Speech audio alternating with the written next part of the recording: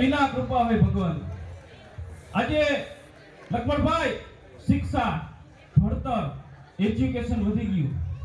પણ કવિએ બધું બેઠા બેઠા વિચાર કર્યો અમુક વસ્તુ ભણવા ગણવામાં નથી આવતી અમુક વસ્તુ લોહીના સંસ્કાર બાપ દાદાના લોહીમાં આવે ખાનદાની તત્વ બતાવ્યું તો કીધું પ્રિય બોલવું હારા શબ્દ હારી વાણી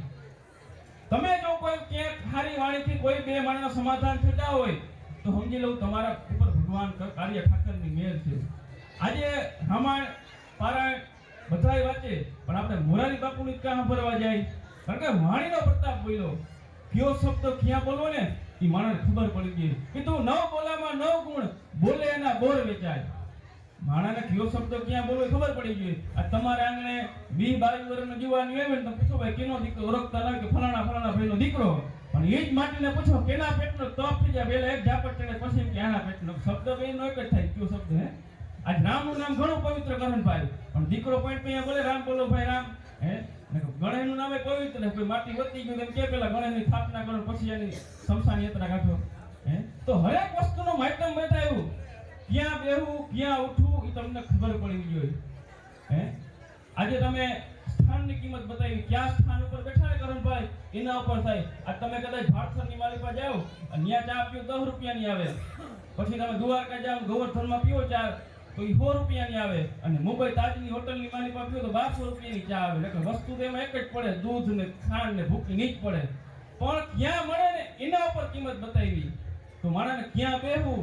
ક્યાં ઉઠવું ઈ ખબર પડી જોઈએ કીધું હોનું પિત્તળને હાચવે ને ભેળો વધારે ભાવ એવા સ્નેહી સગા મળે સંસારમાં કોકજી ઘણું રાવ તમે હોના ભેરા બેહો ને અને એમાં થોડું પિત્તળ ફેરવી દયો ને એટલે ઈ પિત્તળ છે ને હોનાની ભાવ જાય તો ક્યાં બેહવું ક્યાં ઉઠવું માણસને ખબર પડી કીધું પ્રિય બોલવું સજનતા છે કે ભેચાતી ન જડે ઈ ખાનદાનનું તત્વ બતાવ્યું આજે કોયલ છે ને ઈ ટહુકા કરતી હોય ને એટલે રૂપારી મીઠી લાગે ઈ કોયલ જેવી ટહુકા કરતી હોય એટલે કાગડો એને અવાજ દબાવવાની કરે કાગડાનો અવાજ કર્કશ પણ ઈ કાગડો દબાવવાનું કરે પણ ગમે એમ કરે ને ઈ કાગડો કોયલ જો અવાજ ના કાઢી શકે એમ દુર્જન માણસ છે ને ઈ સજનને પછાડવાનું કરે પણ ઈ દુર્જન છે ને ઈ કોઈ દી કરે ભાઈ સજન માણસ બની ના શકે તો કીધું સજનતા દાતારી કે વેચાતી ન જડે દાતારી જો કે નાળભાઈ વેચાતી જડતી હોય તો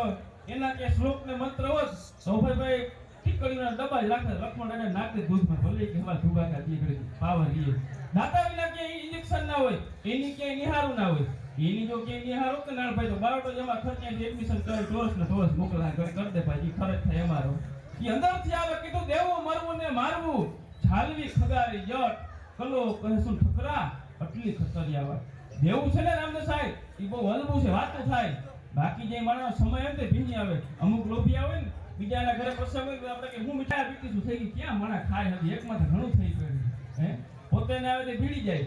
તો ભૂખ અને દુઃખ છે ને કરણભાઈ ઈ તમારા ગઈઠા અને અમારા પૂર્વજો ભેગી જ ગઈ આજે હરેક કોમમાં બારોટ એક જ એવી કોમ છે રામદેવ સાહેબ કે એને પોતાની માટે નહીં પણ એના યજમાન માટે માંગ્યું કીધું કુવામાં હોય તો વેળામાં આવીએ માતાજીને એમ કીધું તું અમારા યજમાનને દે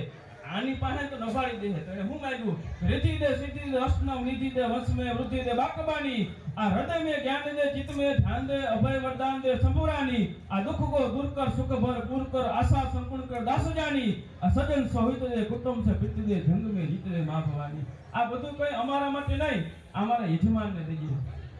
તો કીધું દાતારી ઈ ક્યાં વિચારતી ન જડે પેલા વાત કરતો માણાને ખાવાનું પેલા જડતું નહીં અને હું તમને એમ કહું આ ચોપડો તમારા આંગણે કેદી આવે 25 થી 30 વર્ષ આવે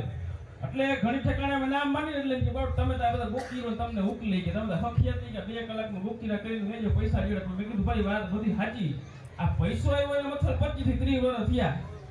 આજે અમે તૈયાર માં થયા છે મેં કીધું આમાં તમે હિસાબ કરો આ પેઢી ચડાવો એટલે આમાં તમારી 30-40 પેઢી ચડે એક નામ ચડાવું 30 વર્ષનો સમય લાગે તો અમારા બેઠા અમારા પૂર્વજો એમ કહેવાય આ ગામડે ગામડે જઈ આ ખેતરે ફરી અને નામ લખ્યા અને અમે તૈયાર માં થયા છીએ જેમ તમારા બેઠા બધા જમીન મૂકી જાય ત્યાં બધા માટી જલસા કરે જાય તો ફોર્ચ્યુનર થી એકાદ વીઘે બાર રોડ ની ઉડાડી દીધી છે એ મૂકીને ગયા તે ફેરવી કે બાકી ના મૂક્યો તો શું કરત એમ અમારા બેઠા ચોપડો બેસતા ગયા અમે તૈયાર માથે જ આવ્યા છે, અમને કઈ બહાર જવું પડ્યું નથી, લ્યો ને કરણભાઈ. હા તો કીધું દાતારી સુરવીરતા ઈ કે વિચારતી ન જડે, એના કે ટ્યુશન ના હોય, થીંગાણો થયું કામ તલવાર હમેની કામ કરવું, એના કે ક્લાસીસ ના આવે, ઈ અંદરથી આવે. તઈ કવિએ કીધું પ્રિય બોલવું સજ્જનતા ને દાતારી સુરપંત, આ એતાનો મિલ્ય અભ્યાસી તો બિના કૃપા ભગવાન. આટલી જો ભગવાનની કૃપા હોય ને તો મળે.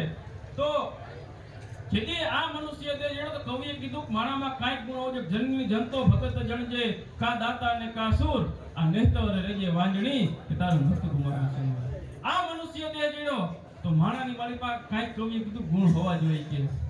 કા દાતારી હોવી જોઈએ, કા સુરવીર હોવો જોઈએ. આવો ધેણત ભાવો, ખાલી તમે કાંઈ ન કરો ને પ્રભુની ભજન ભક્તિ કરો ને તોય તમને આ દુનિયા સંભાળે. હે તો એક કરવે લોભી બાપો હતો ગયો, અને આમ ગામની માલી પાસે કાયમ ઘુમરા દીએ ગયો. એક દી આમ ફેડી જેવું ગામથી બેઠો, દાતણની જીર કરવા બેઠો ને એમાં તો ગોવાર ભેહું લઈને નીકળ્યો. ભેહું લઈને નીકળ્યો ને એને એમ થયું કે કદની આ ભેહું આવી જાય ને ગોવડા ગોલાવ્યો, આમાં કદનો પગ ફેરાવ્યો કેમ ને ગઈ છે તો પગ ભરાયો, અને પગ ભરાયો ને ભે જીક મારી ને પગ ભાંગી પડ્યો. એ પગ ભાંગી પડ્યો તો ગામ ભાવ પૂછાવે કેમ થયું? કે ભાઈ ઈ કે ફેના હિંગણા પગ ભરાયો હોય. કે થોડો કાંઈક તો વિચાર કરું ને, તન દી વિચારતા કીધો હોય કે પછી કેટલાક દી કરો, પછી મનેથી ભરાવી દે અનુભવ, આવા અનુભવ ના કરાય. હે તો એક લોભી બાબા કદનો સોમનાથની બજારે યાત્રા કરવા ગયો, અને ટાઈમ કાઢવાનું કરે. એમાં સોમનાથની જેવો યાત્રાએ ગયો એટલે એમાં બધા નારિયેળ વેચે. નારિયેળ વેચે એટલે એમ કે નારિયેળના ભાવ પૂછવા દેજે, શું ભાવ? ઈ કે ટાઈમ લખો મારે કાઢવો નહીં. કે તો વળી નારિયેળ વાળાને પૂછ્યું શું ભાવ? 50 રૂપિયા. ઈ કે 10 માં દેવું? ઓલું કે 10 માં તો ના આવે કે